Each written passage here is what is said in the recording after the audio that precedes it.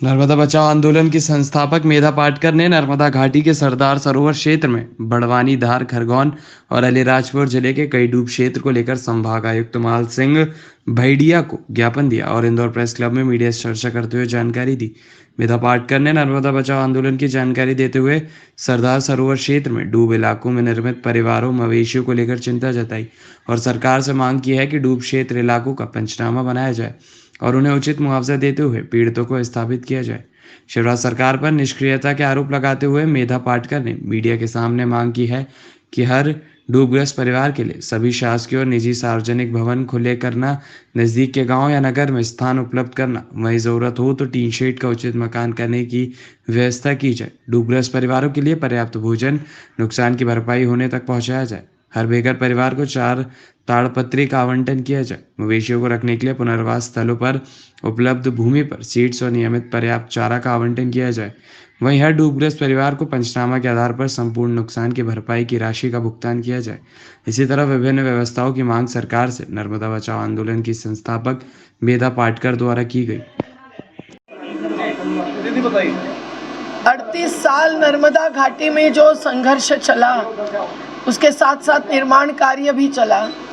ये नर्मदा बचाओ आंदोलन के हमारे सभी साथीगण यहाँ आज बैठे हुए हैं।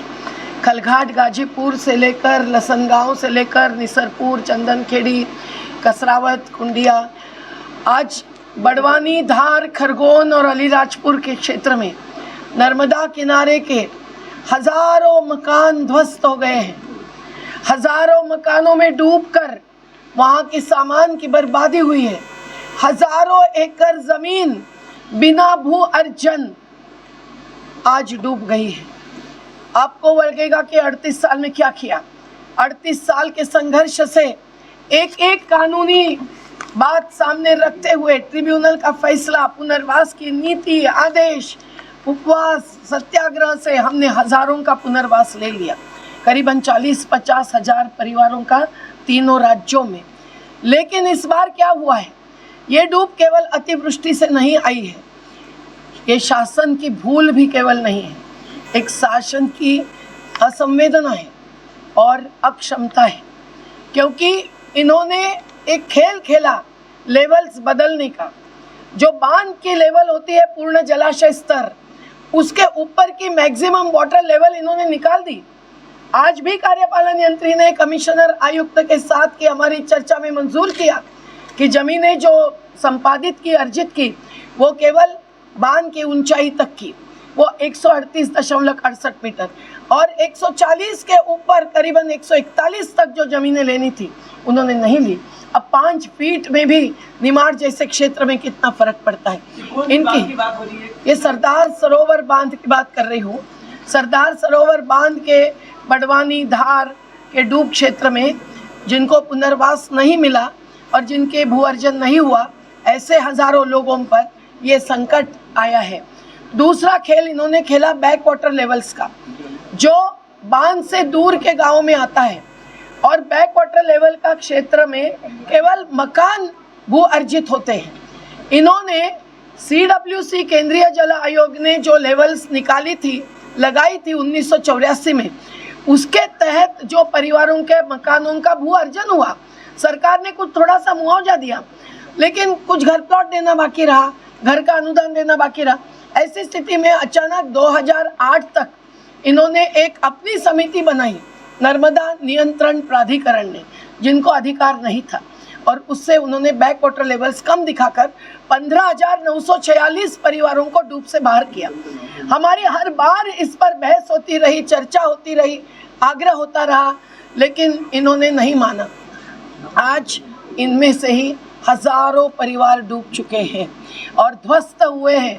धर्मपुरी का एक एक वार्ड अगर आप देखने जाएंगे, वार्ड नंबर 10 देखिए आप, कब्रिस्तान भी खत्म हुआ, डेड बॉडीज ऊपर आ गई। और जहां 2013 तक पानी आया था, उनको भी सबको इन्होंने पुनर्वसित नहीं किया। निसरपुर का एक एक हिस्सा जहाँ 455 लोग बाकी हैं, इन्होंने सबको अपात्र कर दिया। टीन शेड में 2019 से जिनको रखा है, उनमें से सैकड़ों लोग आज भी टीन शेड में पड़े हैं। जीतू भाई, 10 बाई 10 के, जहाँ न पानी मिलता है न बिजली मिलती है। ऐसी स्थिति में भी संघर्ष जारी है। संघर्ष खत्म नहीं हुआ है।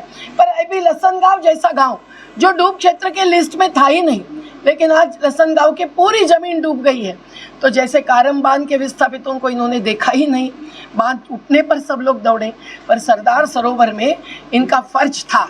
एक कारण ये है लेवल्स कम करने का, जिसके ये रिपोर्ट फर्जी है। दूसरी बात, इसके ऊपर भी हमने दूसरी कमेटी बनवाने के लिए सरकार को मजबूर किया। उस सुकलीकर कमेटी ने भी उस पर सिक्का मारा, मंजूर किया। सब झूठ साबित हुआ है। पर और महत्व की बात यह है कि नर्मदा जैसे एक नदी की घाटी में जब इतने बड़े बांध बांधते हैं, 30 बड़े और 135 मझौले बांधों की योजना, और उसमें से कई सारे बन गए, कई सारे बनने बाकी हैं।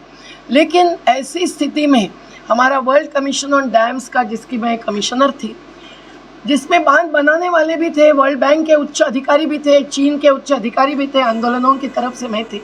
हम 12 कमिश्नर्स ने एक राय से ये रिपोर्ट दी है कि बड़े बांध धोखा है, बड़े बांध आखिरी विकल्प हो सकता है, और इन बड़े बांधों के जल प्रवाह का जो नियमन, रेगुलेशन एंड मॉनिटरिंग करना होता है, ये बड़ी चुनौती रहती है। आपको पता हो कि आज अमेरिका ने 1951 बांध तोड़ दिए और नदियों को खुला किया है। यूरोप के सभी देशों ने मिलकर 4000 से ज़्यादा बांध तोड़ दिए हैं और खुले हैं। एक मिनट, नर्मदा घाटी में खेल हुआ है, ये नियमन और नियंत्रण न करने के कारण भी इस बार डूब आई है। बरगी से लेकर इंदिरा सागर, ओंकारेश्वर, एक का जो पानी इन्होंने छोड़ा वो समय पर नहीं छोड़ा। CWC केंद्रीय जल आयोग की जो नियम है कि 31 जुलाई तक 50% हर जलाशय को खुला करना चाहिए और 31 अगस्त तक हर जलाशय को 23% खाली रखना चाहिए, ताकि जो बाढ़ आएगी, बरसात आएगी, उसका पानी ऊपर नदियों से और ऊपर से आएगा, वो समाया जाएगा। इन्होंने ये पालन नहीं किया।